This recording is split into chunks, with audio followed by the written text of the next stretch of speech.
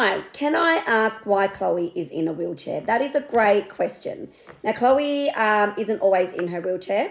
The reason why she's in the wheelchair is for her safety and our safety. You want to explain a little bit more on that? So the reason we bring the wheelchair is because when I have an FND, it's a lot easier to move me around in the wheelchair rather than to walk around and then have an FND where I can fall, hurt myself, or hurt mum or my sisters in the process of falling down. So it's just a lot easier to manage being in the wheelchair, as well as a lot safer. Because a lot of times Chloe doesn't feel the FNDs. So sometimes we'll be getting something off the shelf, turn around, and obviously Chloe's starting to have an FND, and sometimes we don't catch her, so she'll either fall into the shelf, or she'll miss the shelf and she'll hit her head. Or I will fall into someone.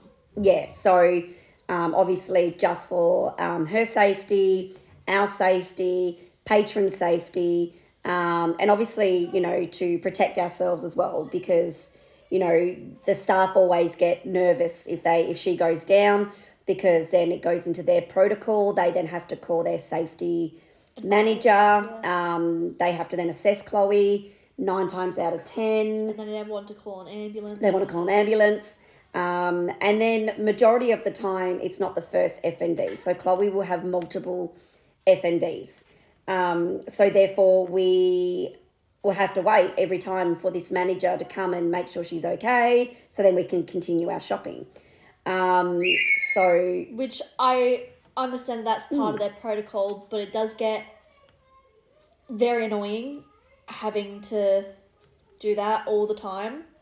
So it's just a lot easier and safer for us and other people to have that wheelchair and be in the wheelchair.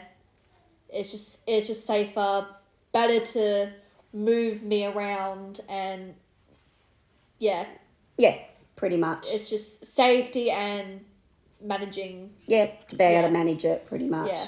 And we've spoken to her neurologist, we've spoken to the OT, the psychiatrist, the psychologist. It's not relying on a wheelchair, because, it's mainly for managing her condition, pretty much, isn't it? Because sometimes, even walking to the car, so we'll have our shopping, we'll be walking to the car, and sometimes she'll have an FND halfway to the car, which means she's having FNDs on the road. With an FND, she's completely and utterly paralysed. So it mimics a seizure, but there's no seizure activity. For Chloe, she says it's like a paralysing tic. So she's fully conscious. She can hear everything going on around her. She just can't physically move or speak. Yeah. So if that happens in the middle of the road, I can't move her. It's literally trying to move dead weight. It's dead weight. So we either have to, if I'm by myself with her, she has to literally drag me, which is hard because, she's, 60, I'm not even saying what she weighs. But even a small child, it is hard. It's dead weight. But if I have another person with me, like one of the other girls, I don't want to be endangering them either, for them standing in the middle of the road and trying to escort traffic. In saying that, we have had people literally stop their car, get out to help mum pick me up and move me to the side. Yeah, but we also don't want to rely on that, because not everyone will stop and help. No. And again, if I've got shopping, sometimes I don't catch her and she will fall and hurt herself.